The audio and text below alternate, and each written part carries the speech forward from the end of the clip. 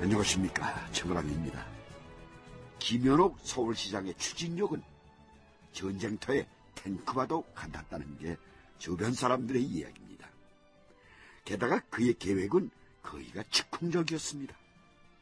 그 당시 신문을 좀 뒤적거려보면요, 즉흥적인 운수행정인이, 즉흥적이고 날림공사로 일관한 건설행정인이 하는 그런 표현들이 많이 나옵니다.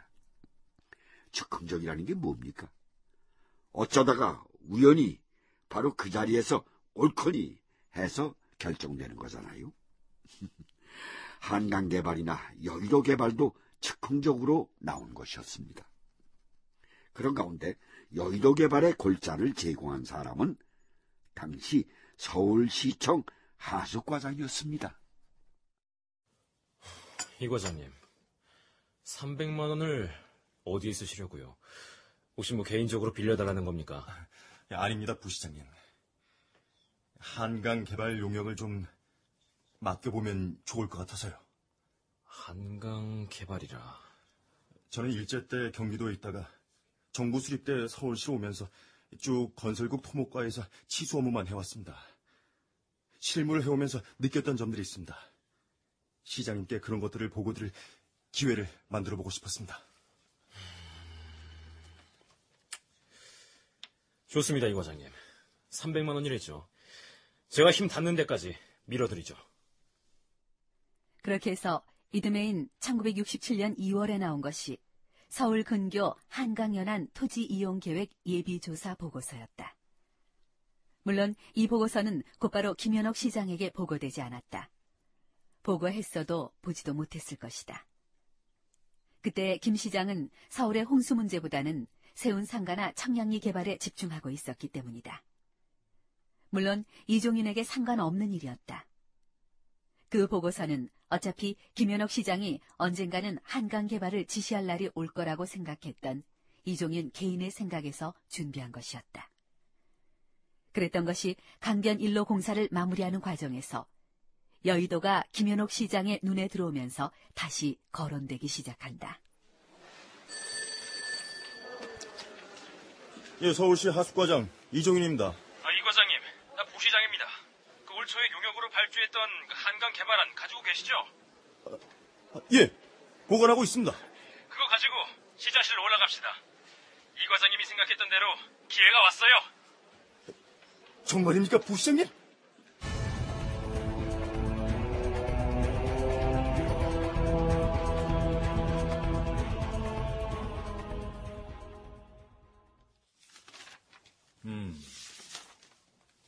좋아. 좋아. 이 과장이 작년 한강 홍수 때 한강 개발 얘기했었지? 예, 시장님. 여의도를 개발하면 택지가 새로 생기는데 그걸 팔아서 무허가 거주자들한테는 아파트를 지어주고 복지시설 같은 것도 짓고 하면 좋겠다고. 그래, 바로 그거. 한강 개발 계획을 본격적으로 세워봅시다. 시장님, 그럼 기본 지침은? 지침? 생각해놨지. 첫째, 여의도에 제방을 쌓아서 가능한 많은 택지를 조성하는 거야. 둘째, 여의도와 마포, 영등포를 연결하는 교량을 건설한다. 셋째, 한강을 사이에 두고 남북의 제방도로를 연차적으로 만들어서 한강 홍수를 막고 자동차가 고속으로 달릴 수 있도록 한다. 이렇게 마련된 한강 개발 3개년 계획안을 김현옥은 슬그머니 건설부로 보낸다. 건설부의 분위기를 떠보고 싶었던 것이다. 당시 건설부 장관은 주원이었다. 1967년부터 1969년까지 건설부 장관을 지내면서 경부고속도로 공사 초기 실시를 진두지휘한 인물이다. 이 보고서 김현옥 시장이 보낸 거요. 서울시 건설국에서 보냈지만 사실상 김 시장 지시였을 겁니다. 뜬금없는 여의도 개발이라. 우리 건설부 실무자들 생각은 어땠습니까? 예, 장관님 말씀대로 뜬금없습니다. 강변 제방도로 축조는 괜찮더라도 여의도 건설은 안 됩니다. 안 되는 이유는? 여의도는 한강의 흐름을 막고 있는 섬에 불과합니다. 100년 주기의 대홍수가 올 경우 한강물이 빠져나가는데 장애가 됩니다. 따라서 개발을 할 경우 더 큰 피해를 가져올 수 있다. 그렇습니다, 장관님. 여의도는 물론이고 여의도를 둘러싼 뚝 자체의 안전도 보장할 수 없습니다. 결론적으로 한강의 한복판을 막아서는 안 된다. 이 말이죠? 예, 장관님. 알겠어. 장관님. 가급적 조치를 빨리 해주십시오. 무슨 조치? 김현옥 시장이 워낙 빠른 사람이고 돌격대장 같아서. 알겠어. 무슨 말인지. 기회 봐서 가깝게 말씀드리기로 하지.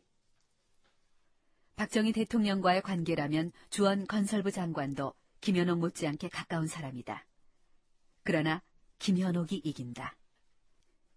김 시장이 건설국장으로 승진한 이기주와 하숙과장 이종윤을 데리고 박 대통령을 찾은 건 그해 9월 20일경. 그렇잖아도 나도 여의도를 볼 때마다 저렇게 방치해둬서는 안 된다고 생각했는데 이게 아주 잘 만든 계획이야. 한강이나 여의도가 서울의 자랑거리가 될 수 있도록 최선의 노력을 경주하겠습니다. 그래야지. 일을 이렇게 해야 돼. 응? 그 황무지를 개발해서 쓸모있는 땅으로 만드는 게 이 경제 개발이고 혁명이야. 여의도 개발을 포함한 한강 개발 아이디어는 모두 여기 있는 이종윤 과장이 낸 겁니다, 카카. 참 그렇다고 했지. 그 이 과장 같은 사람이 많아야 해. 참신한 생각을 해야 한다고. 응? 지금 시대가 그래야 하는 시대야. 아주 훌륭해, 이 과장. 감사합니다, 카카. 박정희 대통령까지 이렇게 나오는데야 건설부가 김현옥의 한강 개발안에 제동을 건다는 건 무의미한 일이었다. 게다가 그렇게 밀고 나가는 김현옥의 일솜씨에 이미 박 대통령은 중독되고 있었으니 말이다. 박 대통령에게 보고된 한강 개발 계획안은 곧바로 언론에 공표되는데 그것은 기적으로 표현된다. 1967년 9월 22일 경향신문. 한강변의 기적. 서울시는 한강변 건설 3개년 계획을 마련하고 오는 70년까지 총 462억 6,400만 원을 투입. 한강변 도로 건설, 여의도의 인구 30만 명을 수용하는 신흥 고도 도시 건설, 마포대교 신설 등 한강 주변을 개발키로 했다.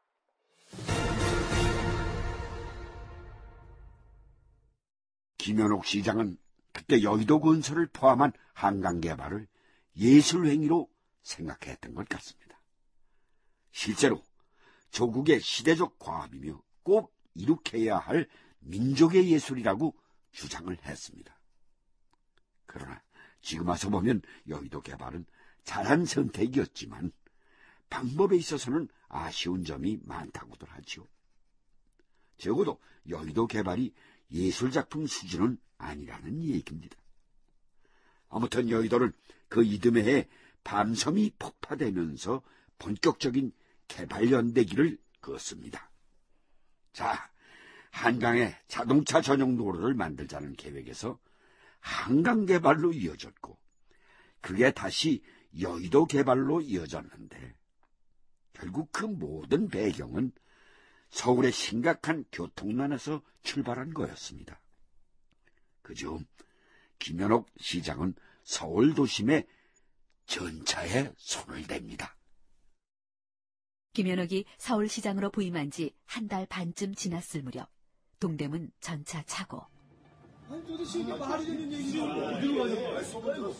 아니, 전차가 한전에서 서울시로 이관된다는데 그 다음에는 어떻게 되는 거지? 어떻게 되긴 서울시 마음대로 전부 없애든지 그러겠지. 그럼 우리 밥줄은? 모르지. 시내버스 운전사로 옮겨가든지 그래야 되는지. 아니, 시내버스 운전사는 아무나 시켜주나? 자, 여러분! 오늘부터 우리는 전차 운행을 전격적으로 거부하고 우리의 요구를 관철시키는데 매진해야 합니다.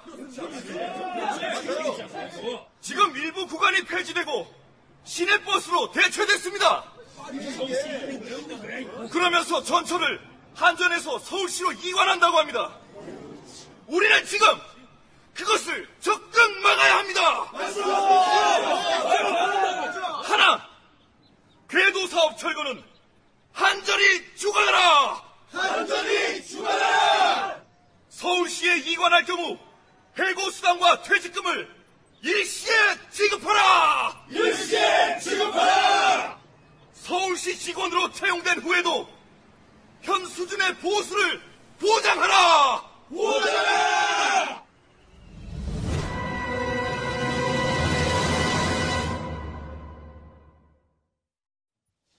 뭐야? 태업을 해? 예, 시장님. 오후 6시 30분부터입니다. 그럼 오늘 밤 내내 전차가 안 다닌다는 거야? 예, 그렇게 될 것 같습니다. 될 것 같다니 될 것 같다니! 운수국장이 그렇게밖에 말 못하나? 정확하게 뭐야? 예, 오늘 밤 전차는 운행이 안 됩니다. 이런 버러지 같은... 이놈들 이거 빨갱이 아니야 이거? 그런 세력까지는 않습니다. 그런 세력이 아니라니, 어? 시민들을 볼모로 붙잡으면 그게 빨갱이야! 예. 그래서 지금 시내 교통이 어떤 상태야? 좀 힘듭니다. 그래서 내일 아침은? 내일도 운행이... 대책을 말해, 대책을!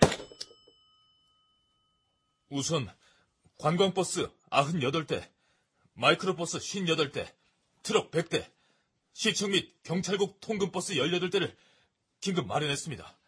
이놈들 이거, 어? 분명히 뭔가가 있을 거야. 이거 분명히 이북지령 받고 움직이는 걸 거라고! 낱낱이 알아보고 빨갱이 색출해! 그러나 전차 운전사들이 북의 지령을 받았을 리 없거니와 전면 파업이 아닌 태업에 그쳤다. 마침내 이틀 뒤 서울 시내 전차의 전면 철거는 보류할 것이며 세종로 지하도 건설에 지장이 있는 효창동 남대문간, 종로에서 서대문간 구간만 철거하겠다고 발표한다. 그러나 그동안 요금도 25원에서 50원으로 올리고 해서 적자폭은 줄었지만 어차피 전차의 시대는 저물고 있습니다. 당장이라도 철거를 하는 게 옳다고 봅니다. 그야 어차피 철거는 하는 거지만 과연 언제부터 철거를 하느냐가 문제 아닙니까? 철거를 하면 되는 거지 대체 뭘 기다립니까? 넉넉히 기다리기만 하면 자연히 철거가 됩니까? 완전히 운행을 정지하면 2,700명이나 되는 종업원은 어쩌고요?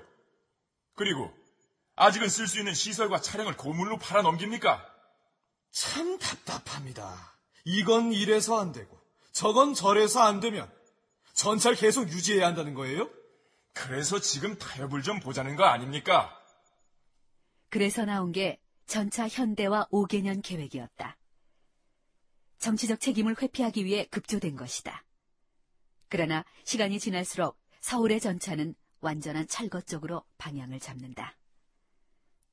1968년 11월 30일자 동아일보는 전차의 마지막 운전사의 이야기를 이렇게 담았다. 70년 동안 시민의 발노릇을 해왔던 서울의 전차가 29일 밤 걸음을 멈췄다.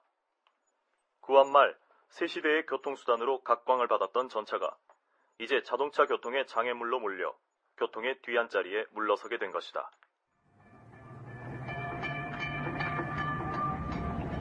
승객 여러분, 이제 곧 동대문 종점입니다. 안녕히들 가십시오. 여러분, 그동안 전차를 이용해 주셔서 감사합니다. 안녕히들 가십시오.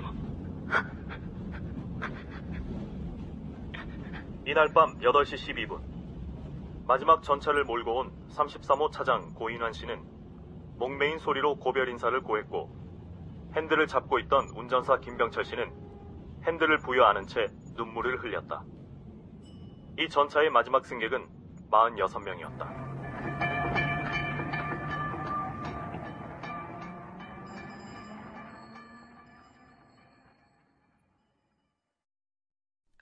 예, 눈물겹죠. 어쩌면 추억이 사라진다는 건 기억이 사라지는 일보다 슬픈 일인지 모르겠습니다. 그러나 세상의 무서운 변화의 속도 앞에 추억은 속수무책일 뿐이죠.